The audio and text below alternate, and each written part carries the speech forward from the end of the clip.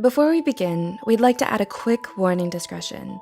This video discusses mental illness, including eating disorders and PTSD. What is mental illness?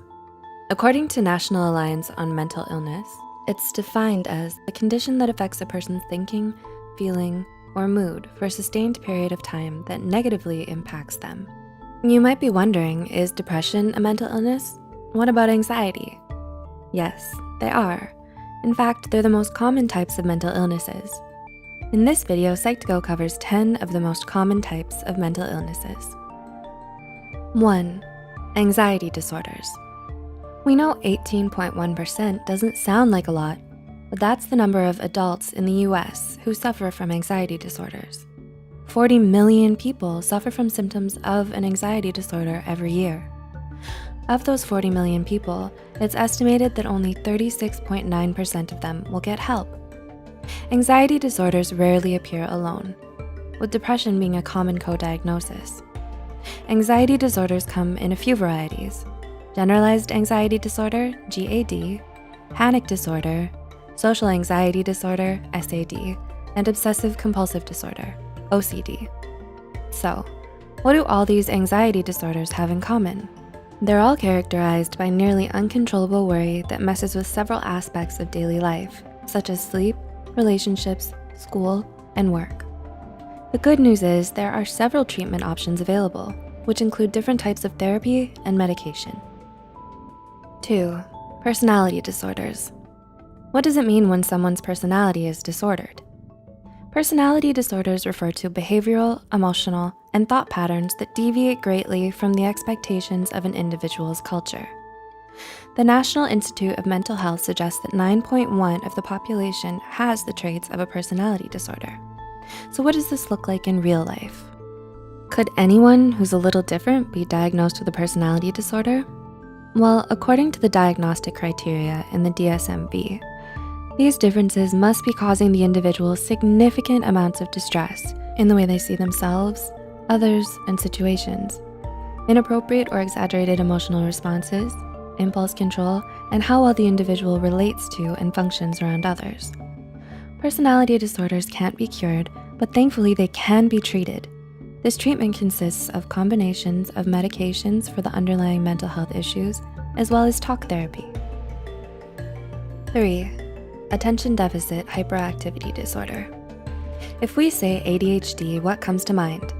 The stereotype of a person diagnosed with ADHD is usually a small child who's bouncing off the walls or can't finish a task. However, between 7.8% and 11% of children aged 4 to 17 are diagnosed with ADHD any given year.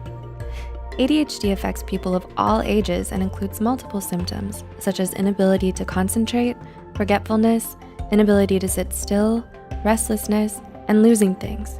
An individual's symptoms vary depending on their age, gender, and type of ADHD. Did you know there's actually 3 recognized types of ADHD?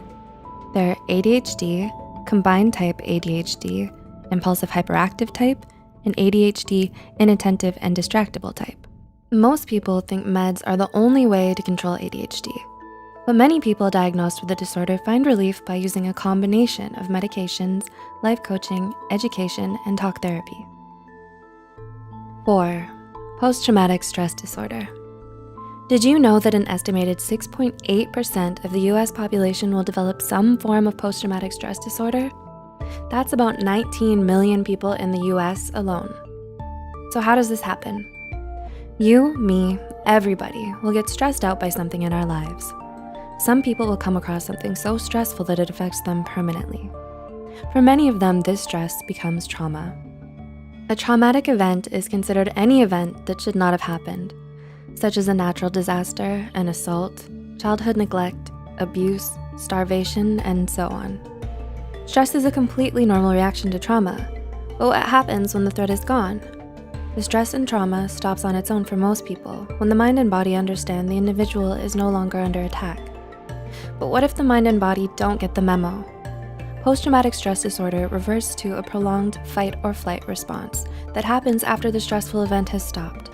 Complex post-traumatic stress disorder, CPTSD, refers to the PTSD that occurs due to a series of continued traumatic events, such as childhood abuse. Think of PTSD and CPTSD as the echoes of the stress response. These echoes can happen in the form of emotional flashbacks, nightmares, extreme anxiety or panic, difficulties connecting to others, and an overwhelming sense of fear. So how does someone get help for something so overwhelming? People suffering from PTSD or CPTSD can find relief through trauma therapies, such as eye movement desensitization reprocessing, EMDR, or traditional talk therapies, such as cognitive behavioral therapy, CBT, or dialectical behavior therapy, DBT. 5. Depression. An estimated 6.7% of the US population over the age of 18, 15.7 million people live with depression. Although the occasional low mood is a normal response to negative situations, depression entails low moods that are severe and last longer than 6 weeks. Depression manifests differently in women than men.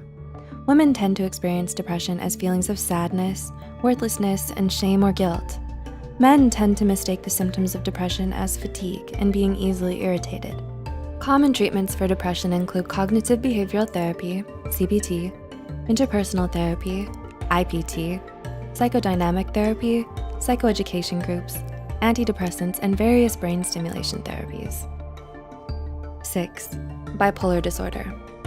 An estimated 2.8% of the US population that sought mental health treatment was diagnosed with some form of bipolar disorder in 2018.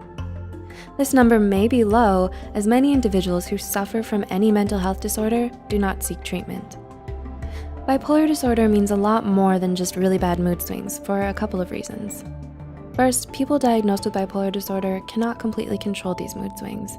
And second, these mood swings range from manic, feeling super happy or invincible, doing crazy spontaneous things, grandiosity, and having racing or unrealistic thoughts, to extreme bouts of depression and maybe a little hypomania in between. Living with bipolar disorder isn't easy, but people struggling with the disorder can find a variety of medications and traditional counseling treatments to help them find more balance. 7. Eating disorders. Did you know there are almost as many people living with eating disorders as there are with bipolar disorder? It's true. Approximately 2.7% of individuals who sought treatment were diagnosed with an eating disorder in 2018. The most common question people ask about eating disorders is, what's the difference between not being happy with your body and having an eating disorder? Well, in addition to this total focus on their physical flaws, eating disorders are defined by dysmorphia and the binge, purge, restrict cycle of behavior. This cycle comes from the person's feelings of extreme distress and disgust about their body. This disgust drives the individual who has the disorder to become super focused on their body weight and shape. Leave a comment below if you want to know more about the binge, purge, restrict cycle. The eating disorders everyone knows about are anorexia nervosa and bulimia, but most people have never heard of eating disorders not otherwise specified, EDNOS, or avoidant restrictive food intake disorder, ARFID. Leave a comment below if you want to hear more about the lesser-known eating disorders. Everyone needs food, so how is someone who has such a terrible relationship with eating and body image supposed to get better? Recovery from an eating disorder is totally possible, with a combination of talk therapy, residential treatment, and medications to treat the symptoms of any underlying mental health conditions. 8. Obsessive Compulsive Disorder. If obsessive compulsive disorder, OCD, is a type of anxiety disorder, why did it make the number 8 spot? Simple. Professionals say 2.3% of individuals will qualify for a diagnosis of OCD during the course of their lifetime. What's the first thing you think of when you think of someone who suffers from obsessive compulsive disorder? Did you imagine someone who can't stand the thought of germs? Maybe a person who turns the doorknob 27 times before they can leave the house. The common stereotype of an individual diagnosed with obsessive compulsive disorder, OCD, is of someone obsessed with cleaning or counting to a comical degree, but that's not the whole picture. The reality of OCD includes a great deal of anxiety, rigid thinking, and feeling isolated from others. Individuals diagnosed with OCD suffer from reoccurring thoughts that they cannot control, which are referred to as obsessions. These obsessions can be things like cleaning or counting, but also include checking and double checking, feeling as though one will be punished for being a sinner, organizing and arranging, and hoarding. Having obsessions is different from being detail-oriented, or a little type A, because individuals who suffer from obsessions experience crippling anxiety due to these thoughts they're unable to control. The compulsions are the actions, such as cleaning, hand washing, arranging, and hoarding, that individuals use to cope with overwhelming anxiety and rigid thinking. So what is someone who lives with the reality of OCD to do? Although there's no cure for OCD, a combination of medical and talk therapy will help them manage their symptoms effectively. 9. Autism Spectrum Disorder, ASD. We've been hearing more and more about Autism Spectrum Disorder, ASD, in recent years. That's because approximately 1.2% of children, 1 in 59 children, will qualify for diagnosis of Autism Spectrum Disorder in the coming year. ASD begins in childhood, but many individuals are not diagnosed until adolescence or adulthood. ASD is characterized by significantly impaired social interactions, learning, and communication. Individuals with ASD may seem eccentric or unemotional to others, as they do not understand normal social cues. Some of these odd behaviors include seeming off in their own world, repetitive thoughts or behaviors, restricted interests, poor eye contact, and difficulty communicating with others to the point their functioning is greatly impaired. The most common treatments for ASD include special education classes, applied behavioral analysis, ABA therapy, occupational therapy, speech therapy, behavioral management therapy, and medication management. And 10, schizophrenia and psychotic disorders. Did you know that 3 out of 100 people will experience the symptoms of psychosis in their lifetime? Yep, this means 1% of the population suffers from a psychotic disorder. People usually have their first psychotic break between the ages of 16 and 30, which means approximately 100,000 adolescents and adults will experience their first psychotic break every year. This does not mean everyone who experiences psychosis will always have a psychotic disorder. Medical and environmental or situational factors such as extreme stress, certain prescriptions, and illicit drugs can induce temporary psychosis. For individuals with a psychotic disorder, however, the symptoms last longer than 6 months. So, what is psychosis anyway? Someone suffering from psychosis has breaks or disruptions in their reality, which manifest in behaviors such as religious delusions, audio, visual, or tactile hallucinations, feelings of paranoia or persecution, and disordered or jumbled thoughts and speech. Schizophrenia is the most common psychotic disorder, but the DSM-V recognizes a few others. Would you like to know more about the other psychotic disorders? Then tell us in the comments below.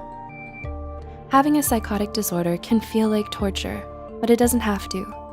Many people who are diagnosed with some type of psychosis are successfully treated with a combination of specialized medications, therapy, and case management.